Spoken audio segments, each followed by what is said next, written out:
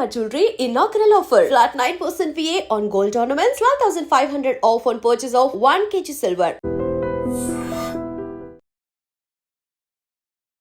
ఒకరిపై మరొకరు తీవ్రంగా దాడి చేసుకునేటటువంటి ఘటనలు మనం ఇప్పటివరకు సినిమాల్లోనే చూసాం.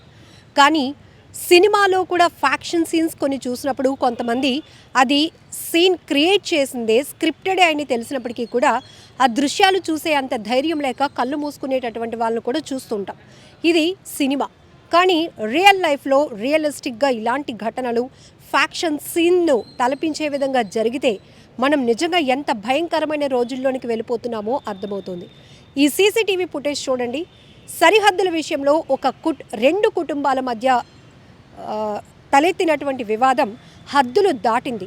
వేట కొడవళ్ళు గొడ్డలితో ఒక కుటుంబంపై తీవ్రంగా దాడి చేయటానికి మరో కుటుంబం ఏ రకంగా గ్యాంగ్ అనుచరులతో సహా వచ్చి పేట్రేగిపోతున్నటువంటి పరిస్థితులు సీసీటీవీలో రికార్డ్ అయ్యాయి. ఇంతకీ ఈ ఘటన పశ్చిమ గోదావరి జిల్లా యలమంచిలి మండలం గుంపర్రులో జరిగింది. తుంగా నాగేశ్వరరావు, బన్నీపాల్ ఈ ఇరు కుటుంబాల మధ్య సరిహద్దు వివాదమై ఘర్షణలు జరుగుతున్నాయి. ఈ నేపథ్యంలోనే బన్నీపాల్ ఇంటిపైకి నాగేశ్వరరావు అతని అనుచరులతో పాటు వేట కొడవళ్ళు గొడ్డళ్ళు పట్టుకొని మేము నిన్ను చంపేయడానికి వస్తున్నాము అన్నట్టుగా, అంటే వాళ్ళ వాకింగ్ స్టైల్ చూడొచ్చు, వాళ్ళ ఆగ్రహావేశాలు చూస్తే కనుక అదే రేంజ్లో కనబడుతోంది. ఈవెన్ సినిమాలో ఫ్యాక్షన్ సీన్స్లు ఎలా అయితే ఒకరిపై ఒకరు నెగ్గాలి అనే ఉద్దేశంతో ఒకరిని ఒకరు చంపుకోవడానికి ఎలా అయితే ముందుకు వెళ్తారో అదే రేంజ్లో సీసీటీవీలో వీళ్ళ దృశ్యాలు కూడా కనబడుతున్నాయి. నాగేశ్వరరావు అతని అనుచరులు వేట కొడవళ్ళు గొడ్డలు పట్టుకొని బన్నీపాల్ ఇంటిపైకి వెళ్ళారు.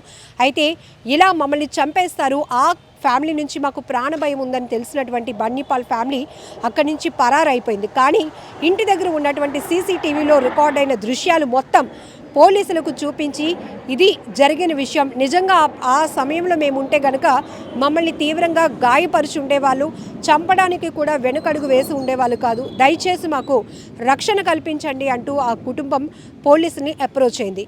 ఇక్కడ మనం ఈ తరహా ఘటనలు ఎక్కువగా చూస్తున్నది ఆస్తి తగాదాలు, ఆస్తి ఘర్షణలు. ఎందుకు అంటే భూమి విలువ పెరుగుతోంది, బంగారం విలువ పెరుగుతోంది.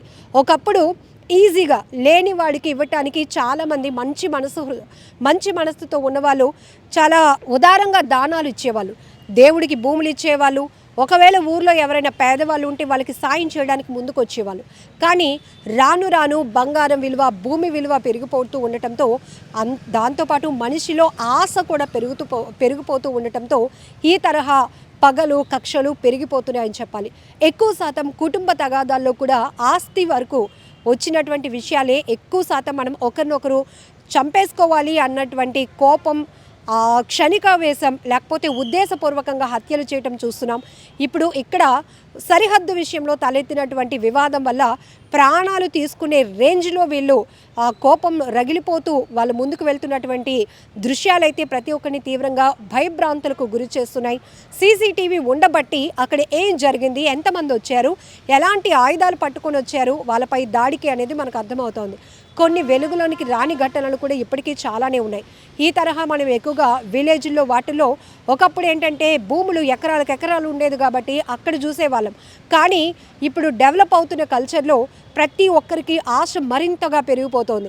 ఏమ్మా మనకు ఆశ ఉండకూడదా అంటే ఉండొచ్చు, తప్పులేదు. కానీ అడుగులో ఉన్నటువంటి అంటే చిన్న ప్లేసులకి కూడా చిన్న సెట్ బ్యాక్ల విషయంలో కూడా తగాదాలు పెట్టేసుకొని విరోధులుగా మారిపోతూ కుటుంబాల మధ్య అప్పటి వరకు స్నేహపూర్వకంగా ఉండే వాతావరణం కాస్త కక్షలు పెంచుకునే వైపు, పగలు పెంచుకునే వైపు, నీ మొహం నేను చూడకూడదు, నా మొహం నువ్వు చూస్తే పాపం అనే రేంజ్లో ఇవంతా పగలు పెంచుకోవడం వల్ల ప్రయోజనం ఏంటి అనేది ఇక్కడ ప్రశ్న.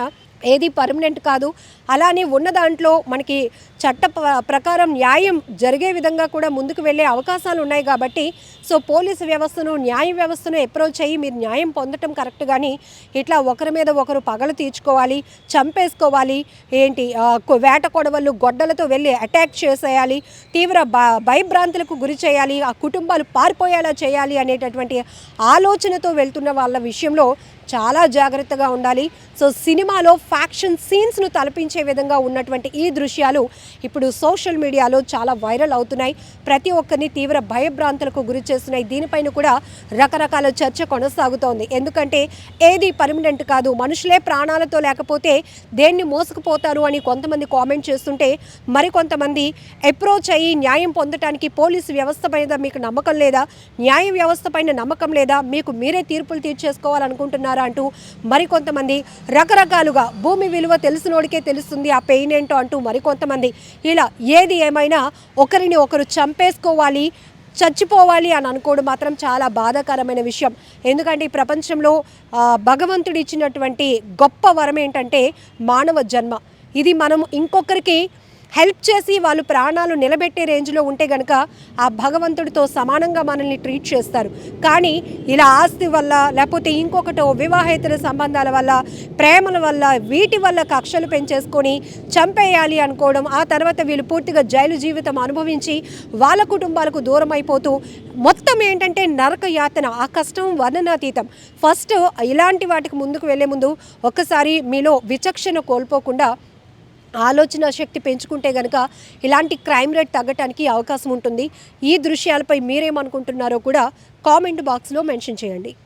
నిజంగా ప్రస్తుతం ఉన్నటువంటి సమాజం దేనికి ప్రయారిటీ ఇస్తుంది? ఆర్థిక సంబంధాల చుట్టూ మాత్రమే తిరుగుతోంది. మళ్ళీ ఎన్నికలంగానే చాలా విరక్తి కలుగుతున్నాం. మంచి అనిపిస్తుంది కదా, లేడీస్ కూడా ఛాలెంజింగ్ జాబ్స్ చేసినప్పుడు చాలా బాగుంటది. ట్రాఫిక్ అసిస్టెంట్స్ గా నియమించిన ట్రాన్స్జెండర్స్ అందరితో సాల్యూట్ చేయించుకుంటున్నారు. ఫుడ్ డెలివరీ ఇవ్వటానికి వెళ్ళినటువంటి డెలివరీ బాయ్ అనిల్ పై కళ్ళ ముందు